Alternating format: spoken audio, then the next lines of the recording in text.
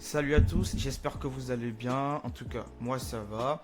Donc pour ceux qui ne me connaissent pas, je m'appelle Elpidio, j'ai bientôt 22 ans et je suis étudiant étranger en France depuis 2020, donc bientôt 2 ans. Donc comme promis, j'ai créé cette deuxième chaîne YouTube. Ouais, j'ai deux chaînes YouTube. Ma première chaîne YouTube qui est consacrée à tout ce qui est projet cinématographique, donc des vidéos cinématographiques, courts-métrages et autres. Et cette deuxième chaîne YouTube me permettra de partager avec vous des petites histoires, de petites anecdotes que j'ai vécues depuis mon arrivée en France, que ce soit moi, que ce soit des proches à moi, des amis à moi, voilà, mon entourage, en tout cas principalement moi, ce que j'ai vécu d'abord, et avec le temps, je vous rajouterai des trucs que les membres de mon entourage ont également vécu. Donc déjà, n'hésitez pas à vous abonner parce qu'il y aura plein, je dis bien, il y aura plein d'histoires, plein d'anecdotes à vous raconter, que ce soit de mon côté, du côté de mes potes, de mes amis, de mon entourage. Et il peut arriver des jours où je vais filmer avec ces proches-là qui vont vous raconter des trucs et tout. Donc voilà. Donc je vais pas trop traîner.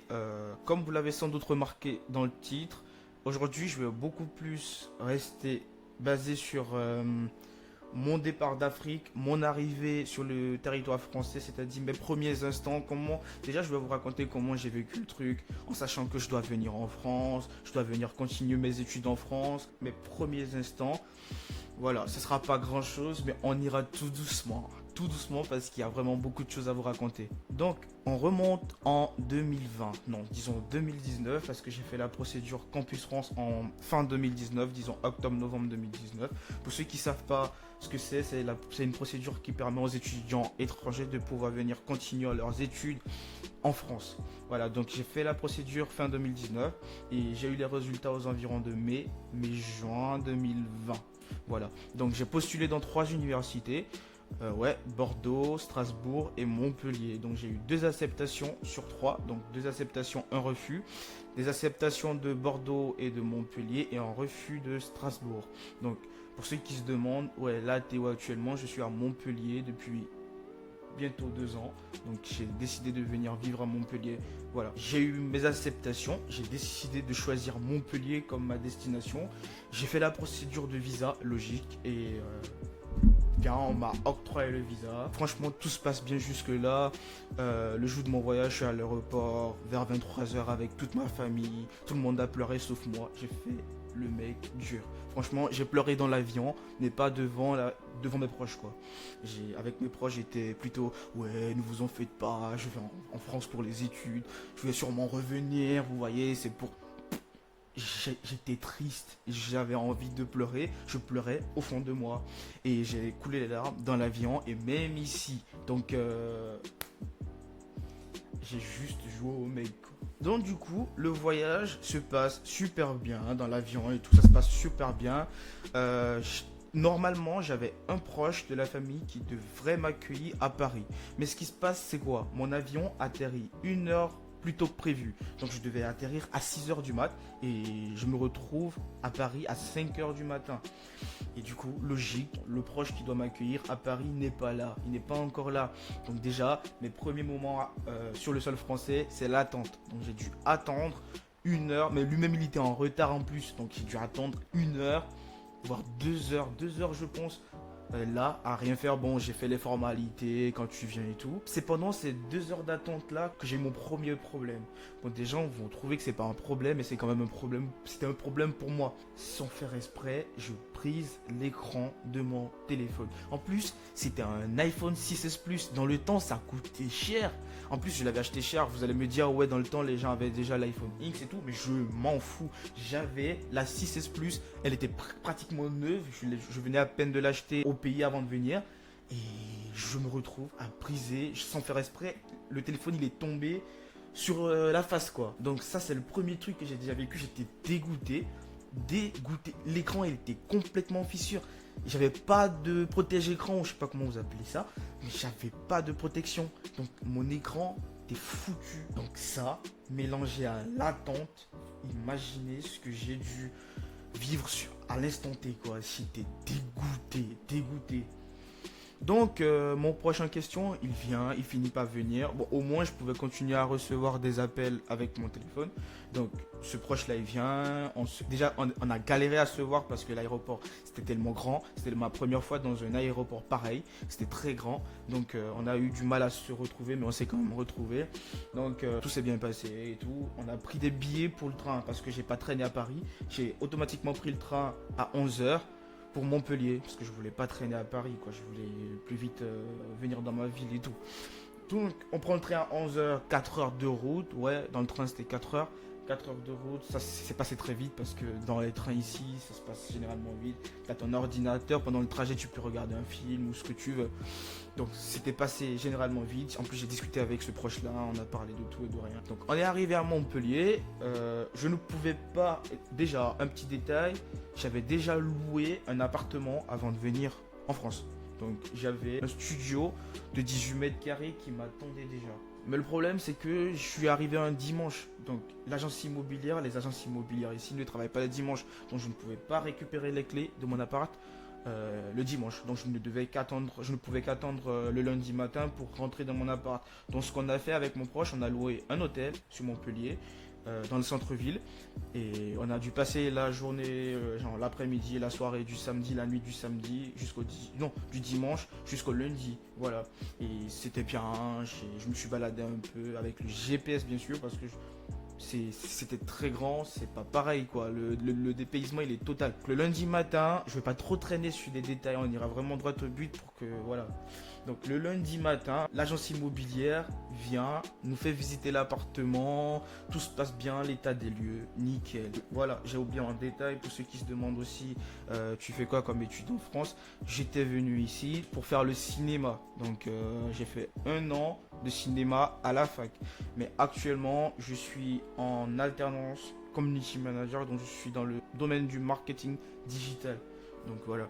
C'est une petite parenthèse. Donc pour moi, c'était important parce que je ne pouvais pas étudier le cinéma au Bénin. Je n'en avais pas envie déjà.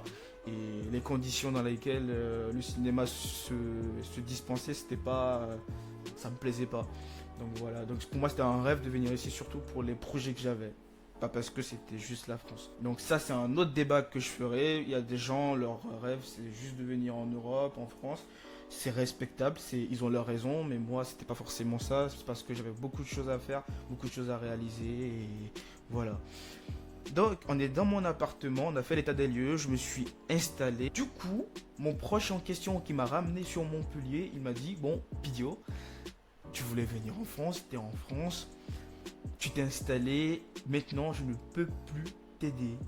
Là, moi je dois repartir parce que dites-vous que ce proche-là, il vit à Lille.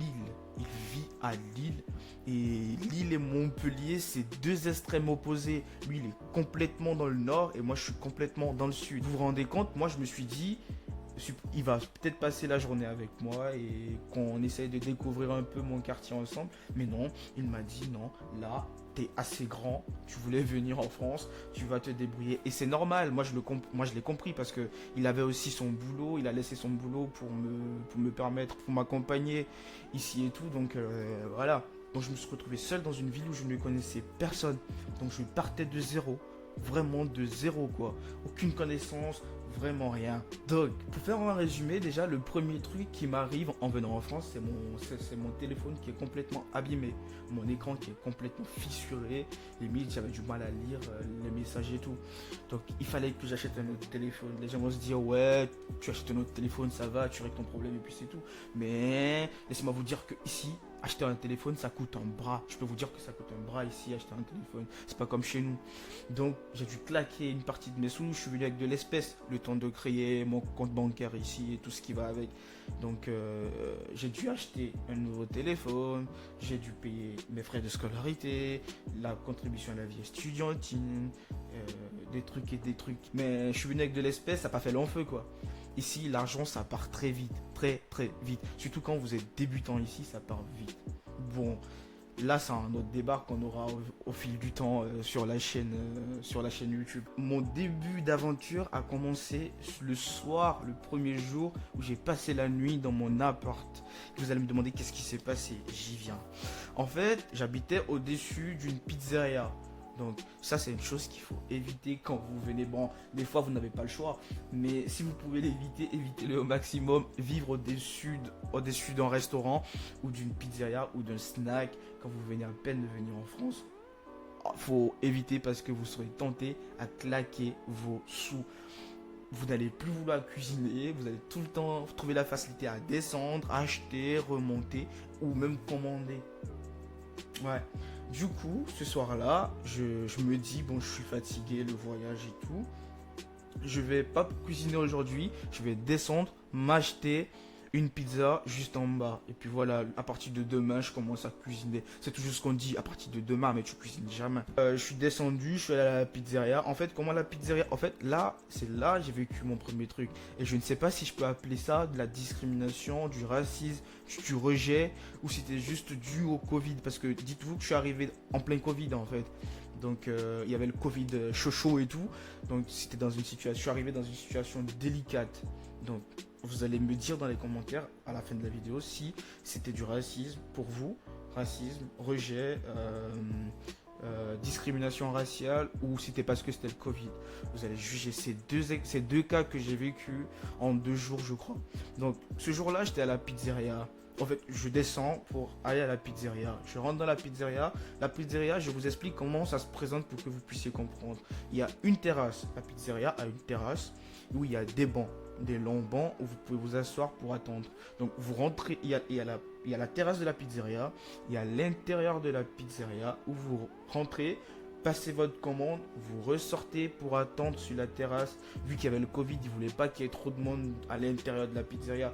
Donc vous ressortez et vous attendez sur la terrasse qu'on vous appelle pour récupérer votre commande. Donc c'est ce qui se passe. J'y vais, je rentre à l'intérieur, je commande ma pizza, je ressors, je me dis je vais m'asseoir en attendant qu'on m'appelle. Donc je vois un banc, je me dis ok, je m'assois là. Mais ce qui se passe, c'est que sur le banc, c'est un long banc. Et à l'extrême du banc, de l'autre côté, à l'extrême, il y a une fille qui était assise sur le banc. À l'extrême, je dis bien à l'extrême. Donc moi, je m'assois à l'autre extrême.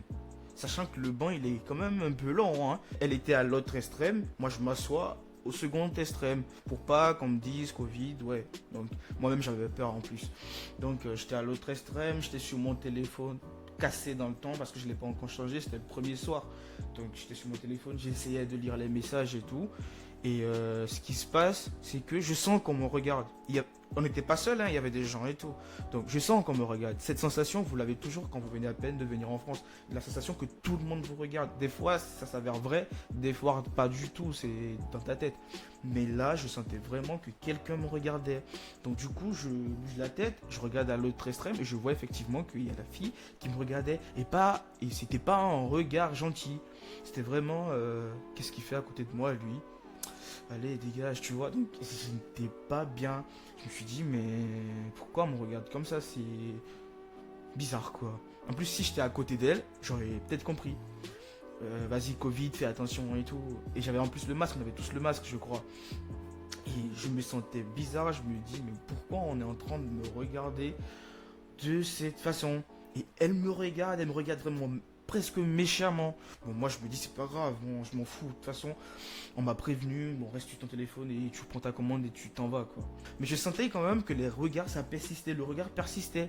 Et cette fois-ci, je re-regardais à nouveau et là, elle m'a lynché. Genre, regarder quelqu'un de la tête aux pieds. Genre ça, elle m'a regardé de la tête aux pieds, malgré que j'étais assis, hein, de la tête aux pieds.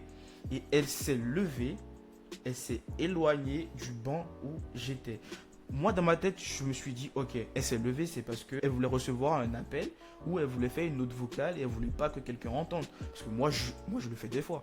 Je veux répondre par note vocale et ce que je dis avec mes potes et tout, c'est voilà, c'est entre nous. Donc, j'ai pas envie que quelqu'un là entende. Donc, je m'éloigne. Donc, je me suis dit, c'est peut-être ça. Mais en vrai, non, elle n'a reçu aucun appel. Elle n'a répondu à aucun message. Elle était là, comme ça, elle me regardait et tout, avec toujours le regard méchant.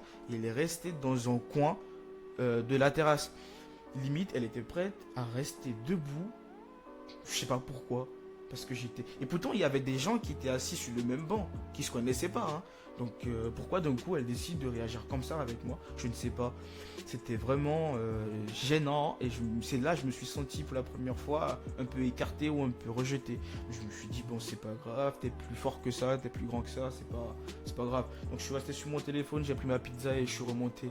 Et figurez-vous que ce soir-là, j'ai pleuré les 2 soirs d'affilée. Ce soir-là, j'en ai coulé des larmes. Je me suis dit ok. Donc c'est ça en fait, voilà. Quand tu te sens rejeté, bon c'est vrai que je me suis senti rejeté dans ma vie, mais pas parce que je ressemblais à, voilà, ou parce qu'il y avait un problème. Donc pardon. Donc du coup je sais pas si c'est à cause du Covid. Mais pour moi je ne crois pas. Il y avait des gens qui étaient assis quand même côte à côte. Et pourquoi d'un coup, voilà, avec moi, ça se comporte comme ça. Donc n'hésitez pas à me dire en commentaire ce que vous en pensez déjà. Dites-moi ce que vous en pensez et on pourra en discuter dans les commentaires. Ça c'est le premier truc. Le deuxième truc que j'ai vécu qui semble pareil, c'était le lendemain, je prenais le bus en fait. Donc j'étais à l'arrêt de bus, j'attendais le bus. Donc j'attends le bus il vient, je rentre dans le bus, je valide mon titre de transport et je vois une place de libre à côté d'une dame. Donc pas très à côté non plus parce que voilà, il faut laisser un peu de l'espace avec le Covid et tout. Donc et mettre le masque. Donc je me suis assis à côté, un peu éloigné, pas trop loin, mais à côté. Parce qu'il y a des gens qui étaient quand même côte à côté et tout. Donc moi je me suis assis à côté, question de m'asseoir et tout, parce que je devais faire une longue distance avec le bus. Et ce qui se passe, c'est que 1, 2, 3 minutes après, je sens la même chose. Quelqu'un qui me regarde. Je vois que la dame, elle me jette des regards et tout, je sais pas pourquoi. D'un coup, elle me dit, monsieur, excusez-moi, je dois passer, je dois partir. Et je lui ai dit, ok, madame, ok, vous pouvez aller. Pour moi, c'était que l'arrêt à laquelle elle voulait descendre, l'arrêt n'était plus loin. Donc elle descendait bientôt. Mais non, elle s'est levée, elle est restée debout dans le bus. Premier arrêt, deuxième arrêt, troisième arrêt, voire même quatrième arrêt, elle descendait pas. Et le pire, c'est que je suis descendu avant elle. Et je me suis dit, mais cette dame, elle a joué à quoi? Ben, c'était moi le problème ou il y a un truc en particulier. Et ça, c'est le deuxième truc que j'ai vécu. Là, je me suis dit, je ne savais pas comment je devais le prendre. Et ce soir-là aussi, je me suis senti rejeté. Et quand je suis rentré chez moi, j'étais en larmes. J'ai dû appeler ma mère. J'ai dû appeler ma mère pour lui expliquer ce que j'ai vécu. Et j'ai dû lui faire comprendre que voilà, c'est pas facile. Après, moi, j'étais préparé psychologiquement à ça parce que j'avais en fait, mon proche en question qui m'a accueilli à l'aéroport, il m'avait préparé à ça. Il m'a dit, tu vas vivre ça pendant un moment et à un moment donné, tu seras habitué, tu t'en foutras de ce qui est autour de toi. Et c'est vrai parce qu'aujourd'hui, je m'en fous. Quand je circule dans la rue, je m'en fous. Des fois, je ne sais même plus si on me regarde ou pas. Je suis dans le tram, je suis dans le bus. Je m'en fous complètement, je m'assois où je veux. Si quelqu'un veut se lever, vas-y, je prends toute la place, je m'en fous complètement. Donc j'ai mis du temps à m'adapter à tout ça, c'était pas évident. Mais voilà quoi. Donc ça aussi, vous pouvez me dire ce que vous en pensez dans les commentaires. Est-ce que c'était le Covid? Est-ce que c'était parce que j'étais noir? Est-ce que c'était parce que j'étais étranger? Est-ce que voilà, je ne sais pas ce que vous pouvez me dire. Et s'il y en a des gens au cas où qui ont vécu ça aussi, n'hésitez pas à le mettre dans les commentaires. Ça pourrait aider les gens. Donc ça, c'est les 2 premiers trucs que j'ai vécu en France. Donc 3, sans oublier le téléphone. Le téléphone, c'est important ce que j'ai vécu avec le téléphone. Parce que ça m'a choqué. Du coup, je vais pas en donner plus parce que pour pas que la vidéo soit trop longue. La prochaine vidéo, je vais parler de mes premiers instants à la fac. Ouais, parce que à la fac aussi, c'était pas si évident que ça, quoi. Donc ce sera mes premiers instants à la fac et tout. On est au terme de la vidéo, donc n'hésitez pas à liker, commenter, vous abonner. Donnez-moi vos avis dans les commentaires. Et si vous avez des questions, posez-les-moi en commentaire, je vais vous répondre, il n'y a pas de souci. Pour ça, dites-moi ce que vous aurez fait à ma place, comment vous vous serez senti, ce que vous avez pensé de ça. Est-ce que c'était juste moi qui me faisais des idées? Est-ce que c'était un problème? Est-ce que c'était du racisme tout court? Mais je sais pas. Moi, j'ai du mal à dire, voilà, les gens sont racistes. Parce que j'ai beaucoup d'amis ici avec qui je vis bien, qui sont français, européens. Ben, ça va quoi, ils m'ont jamais rien fait. Au contraire, figurez-vous que dans l'une des périodes les plus difficiles que j'ai vécues ici, c'est un pote français à moi qui m'a aidé. Je m'y attendais pas du tout. Donc ils sont pas tous comme ça. Mais voilà, il y en a quand même des gros connards. Et je sais pas si ces deux-là en faisaient partie. Mais à vous de me le dire en commentaire. Donc les gars, je vous dis à plus et à la prochaine vidéo. Restez connectés, vous aurez beaucoup d'histoires à écouter. Donc ciao ciao tout le monde.